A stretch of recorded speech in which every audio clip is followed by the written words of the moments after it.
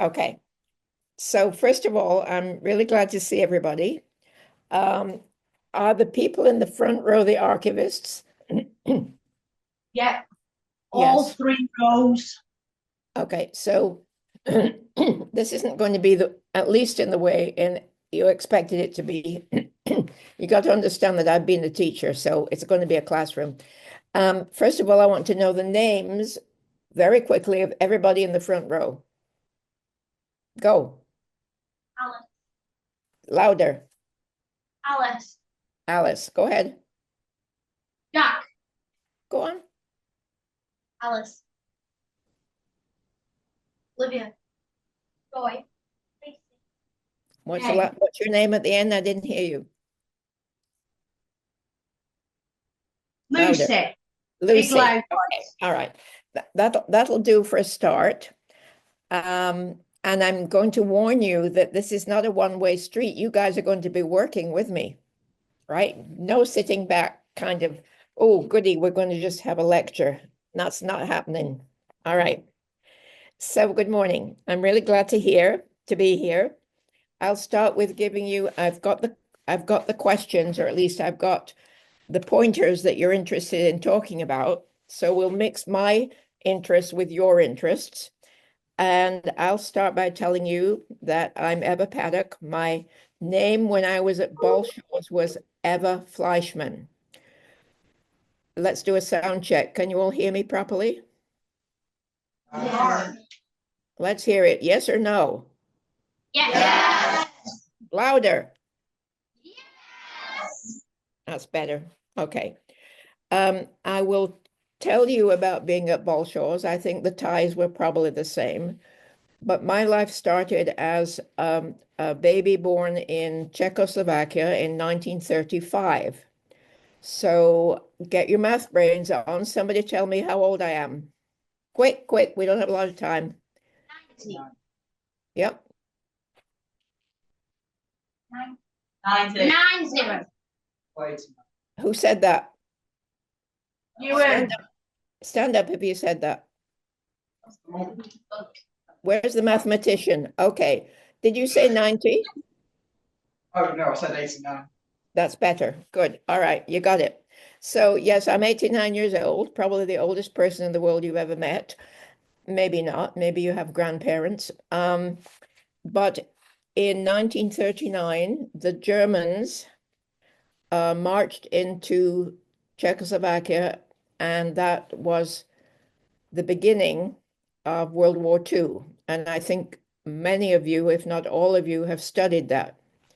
So in my case, I was born in a small village called Prosec. I still speak Czech. And we moved to Prague. And when the Germans were about to march into Prague on March 15th, 1939, war had not been declared yet. But that was the beginning of the series of events which made the war happen. But when the Germans marched into Prague on March 15th, 1939, my father, who had been a politician in our very small village, much smaller than Leyland, got word. How did he get word? That would be a good question. No Zoom, no TikTok, no WhatsApp, no YouTube, no nothing. Very few phones, all word of mouth. He got word that that he was on the first hit list of the Germans coming in. The reason for that is complicated. He had helped a very famous German writer who was in exile in Switzerland because the Germans didn't like what he had been writing about. That's a whole other story another time. But my father helped that person whom the Germans were very angry with to get to safety in the USA. So the Germans knew about this, the Nazis knew about this. So they were not pleased with my father, whose name was Rudolf Fleischmann, and he got word that he had better leave.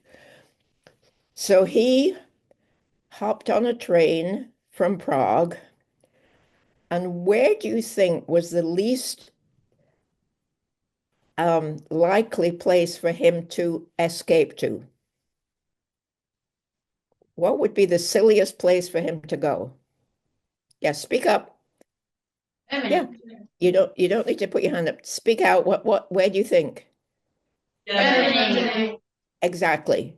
He got on the train to Berlin because he figured they would not look for him there. And there he met a lady on the train who said he could stay at her house that night and that her brother would help my father get onto a train to go to Belgium or somewhere where he could go to England. And the next morning, or later that night, actually, her brother came to the house, and when she opened the door, in walked an SS officer. So my father thought, "Oops, this isn't good." But it turned out that that person was not necessarily supportive of the fascist regime, and he did indeed help my father get on the train. And his name was Joachim Schreiber. I will fast forward on that because we're going to do this quickly. After the war, my father actually got to meet that person and they became friends. So there's my father, and he gets to Brussels, hoping to get on a flight to London. But he had lots of money with him, Czech money. But now it was March 16th, right? Or 7th. And the lady at the cash desk said, your money's no good because your country is occupied by enemies and your currency is no good.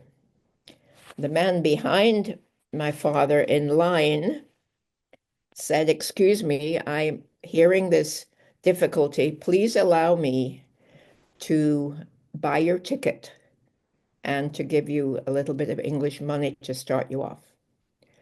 And that man's name was Mr. Bugenhut.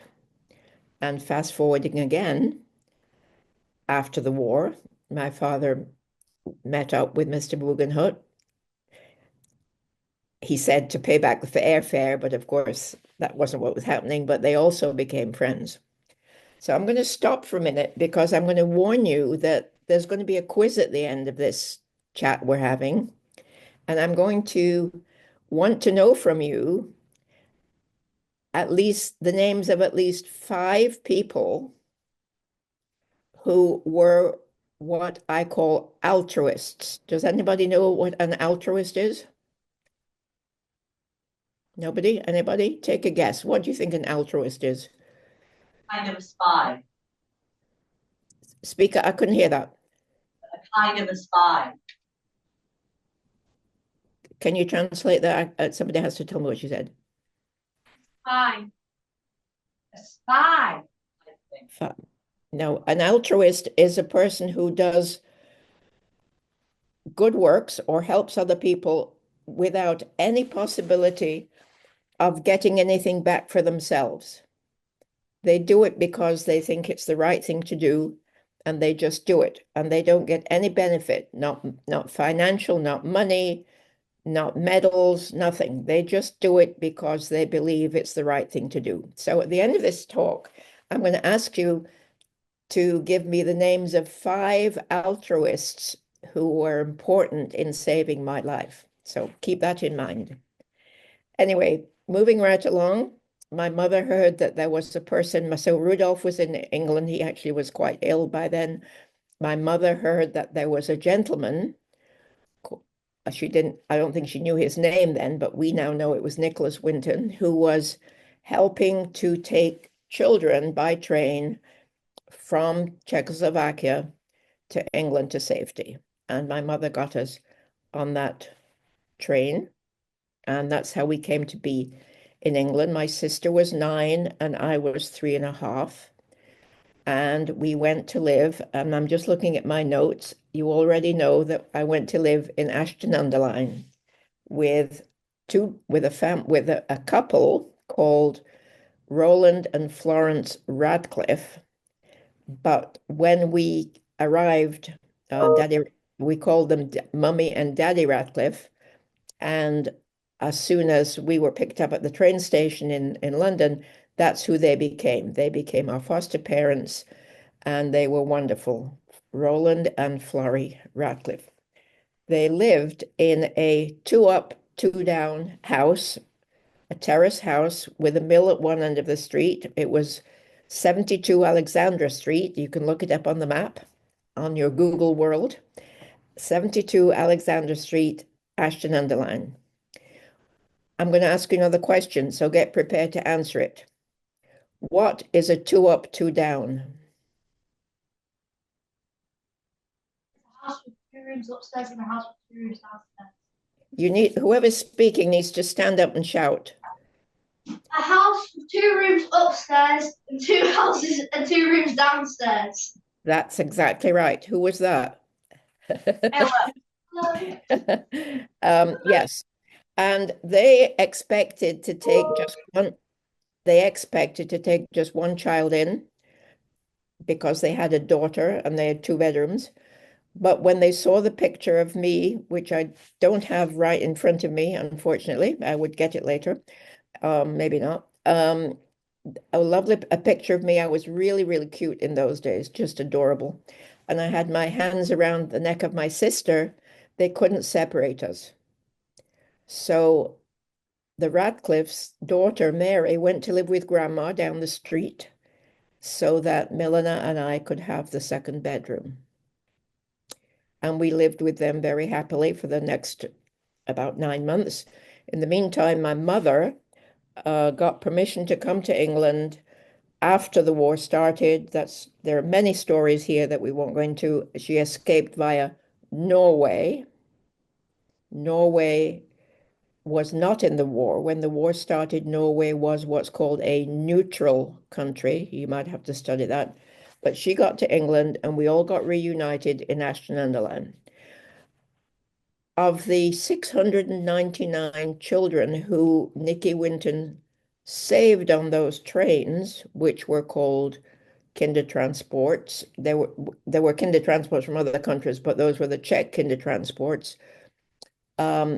We were probably one of two of, I don't know, four or five children whose parents survived. Most parents did not. So there I was, and now I'm going to refer to your next question, which was about my schooling. So there I was in Ashton-under-Lyne, and I was first of all, I was 3.5, and then my parents arrived, and in 1940, I went to nursery school. And in the next parts of what I'm going to tell you about, teachers figure very largely, so pay close attention. The first teacher who was an important part of my life was Miss Booth. And I was, 4, 5 in kindergarten, preschool, I don't know what you call it. And she taught me to read. And I was in those days, I was really smart. And I learned to read very quickly. And I became the reader for the other children in the class. And Miss Booth became very, very friendly with my parents. We were refugees. My parents did not speak English at that time. And Miss Booth took the family under her wing. And sometimes she helped teach my mother and father English. And she took me home to visit for her overnight sometimes. She had a mother, so that was like a grandma. And that was a relationship that lasted all her life. When she died, she left me a very special brooch, which I still have. So that was a lifetime relationship with a teacher that I had when I was 4 and 5 years old. So I went to school, was there for probably a couple of years. And in 1945, when war ended, my family and I moved to Preston Lancs. I went to Moore Park Methodist School and took the 11 plus. Do you know what that is? No. Plus. Okay. In those days, you took sorry? Exam. Somebody speaking? No, Rory. It's an exam. Exactly. Thank you. Now you're getting the idea. There we go. We can have a conversation with everybody. Yes, you used to take an exam at 10 or 11 plus, but my birthday is in December, so I was always a year younger, whatever that worked out. And you either took an exam to go to grammar school, which was then Balshaw's Grammar School, or to a secondary modern, which was less academic, more trade and stuff. So I passed the scholarship, and I had a choice of going to Lancaster Girls Grammar or Balshaw's Grammar, and my parents thought I should go to a co-educational school. You all know what that is? What's that? What's a The boys and co-education? girls. Boys and girls, right. So that's how I came to be. That answers one question. That's how I came to be at Balshaw's, and I was at Balshaw's from 1946 to 1953. And there I'll get into another teacher's story. So if Miss Booth affected my life in a very unusual and positive way, one of the teachers at Balshaw's was called Thomas Speakman. And he was my teacher in biology and all the way up through A levels, which I did in botany, zoology, chemistry, and physics. And I'm going to show you my report card of the time. I'm only going to show you this one because I was top of the class. I'm not going to show you the ones that said I was 14th of the class or didn't do well. I'm only showing the good one. Okay. So can you all see this? Yes. Yeah. Okay. Can anybody, it's in front of my face, so I can't really tell. But anyway, let me see. So this is 1947, so it would be the second year I was there. I was 12 years old. I was in Clayton House, Form 2B. I had no half day, I had no absences. Nobody said anything very bad about me. And in general science, oops, I was only the third in the class, but there were 27. And right here is the signature of, can you see TS? Yes? No? Anyway, that's Thomas Speakman. And Thomas Speakman was my teacher in the sciences right up through the upper sixth. I don't know what you call your classrooms now. And he was very influential in my life, taught me lots of things about doing well, not being afraid to do well. Sometimes when you're a little brainy, it's hard, as some of you may know, to be in a class. And he was very supportive and a wonderful person. And I maintained a relationship with him until he died. When he was, I left school and kept in touch. And I flew to England. I flew and came to Balshaw's when the little group of us who were in his last year class gave an 80th birthday party. There was a group of 6 of us who were very close. He called us the Glorious Biology Sixth. So the last time I was in Balshaw's, I cannot remember the year, it was to surprise Tom as an old student of his at that time. So that was another person very influential throughout my life. So that's my life in Balshaw's. The archivists have found documents that say I played hockey. My family think that's very funny. They cannot imagine me playing hockey, but I did. All right, so it says Ashton underline. I'm looking at my notes. All right. I'm going to take a breather. I'm going to take a drink of water, and I'm going to ask one of you to ask me the next question about what you want to know.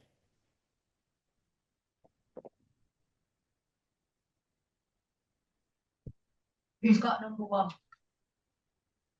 I'm up.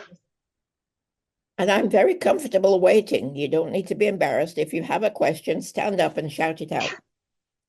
So we're very interested in your memories of We just wondered what it was like. I'm sorry, somebody else is going to have to read that. I can't hear you. Or come to the front or whatever. Yeah. Hi, can you hear me? Yes, now I can hear you. So we're really interested in your memories of the kinder transport, and we just wondered what it was like as a 3.5-year-old who was separated from their parents, and how you kind of rationalize that in your mind. Is that clear enough, or would you like me to? Yes. Okay. So at 3.5, I do not remember what that was like at 3.5. So my memories, some are what's called there are memories that you get when people tell you what happened, right? I don't have first-class memories of my own, other than being very sick on the boat going from Holland to England and not liking bananas for many, many years. What I grew to learn was that at 3.5, being separated from your parents in that way that you do not understand results in a lot of psychological damage. You become traumatized.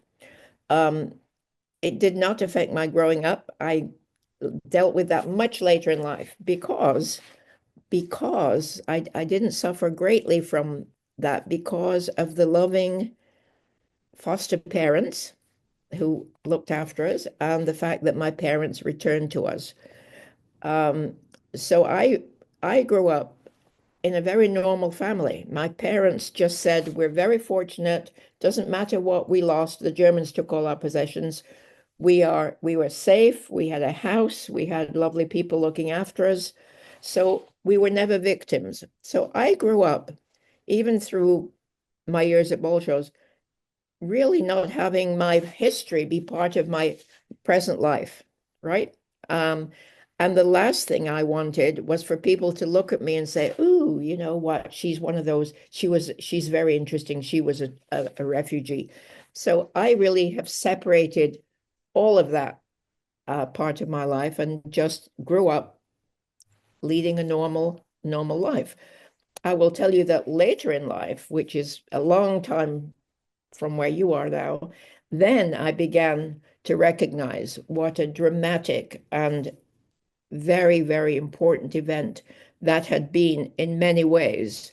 First of all, I learned about the Holocaust. I mean, I was not brought up Jewish. My parents were they were what would be labeled Central European intellectuals.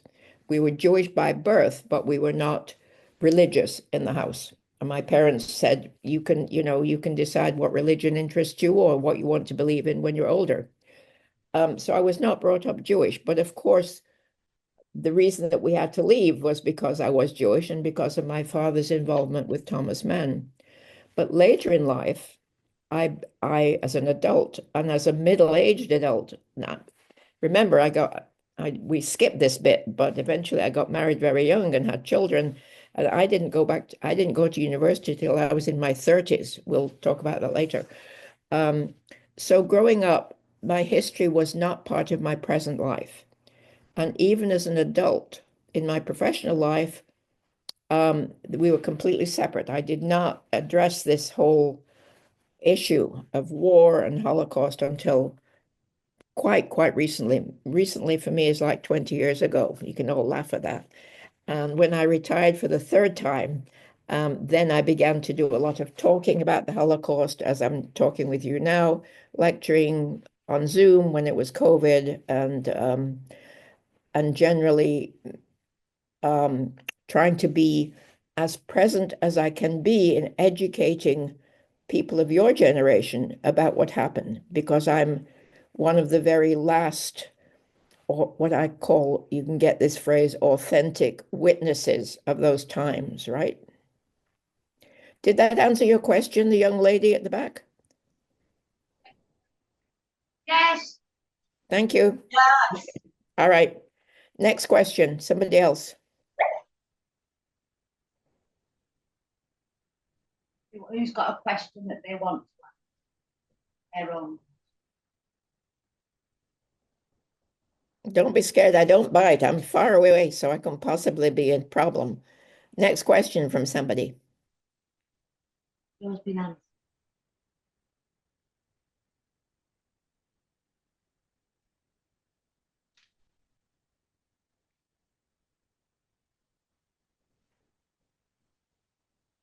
What did you do when you left Belshaw's, and how did you end up in America? Say that. What did I do when I went to Bolshaw's? And carry on. What was the last bit? And how did you end up in America? Oh, okay. So I went to Bolshaw's and I took the exams. I wanted to go to medical school, but all of my classes in the upper school had been science. In those days, we were tracked from about 12 years of age. If you wanted to do science, you did science and you didn't do French language or any of that other stuff. So by the time I took my A levels, they were all in science, botany, zoology, chemistry, physics. And I did not get into medical school. And so I could not apply to go to university to do English, which I was really good at, or French, which I was actually very good at too. So I was kind of stuck and decided, with the help of my parents, my mother was a doctor, so what we're going to do, I started out as an apprentice at Boots Chemist to become a chemist, which I didn't much really like. And then I was 18, 17, 18, and then you'll love this part. I met a person called James Paddock, and we fell in love, and that was it. I got married, and that took care of any further education. We got married in Preston, and he was an architect, and we were adventurous. We had a baby almost instantly, and we started to travel. And I followed my husband's career. That's what women did in those days. These days, you men will be following your wives' careers. So we lived in Canada so that he could get extra experience. In those days, the north of the Americas, which would include Canada, were much more exciting architecturally than Britain. Britain was still struggling from the aftermath of World War II, believe it or not, and there wasn't much exciting architecture going on. So we went to Canada, then we returned to England, and then we had another child, and we went back to Canada, and then we went back to Canada, and the job was cancelled. And at that point, we said we have to decide where we're going to settle because my oldest son, Tobias, the children started school, and we had lived in Cambridge, Massachusetts on one of our other trips, and we liked the culture, and we liked that it was fairly close to Europe. I wouldn't want to live on the West Coast, and we decided to settle here and raise our children here. And that we did, starting in 1965. And my daughter was 3 then, and her brothers were 7 and 9. And she started nursery school, and I started university. And so in my 30s, I got a degree in English and psychology, and started my work outside the home for the first time when Alison was 11. And in fact, this is the third other teacher that I will refer to. I decided as a mature student, in other words, I wasn't 18, right? I was 30 and I had 3 children and I was busy. I decided that I was only going to take classes that interested me and that I had not been able to take at Bolshaw's, which meant that I majored in literature and I added psychology. And even though I said I'm only going to take classes that interest me, turned out the university had a different idea, and they said that's fine, but you're required to take a history class.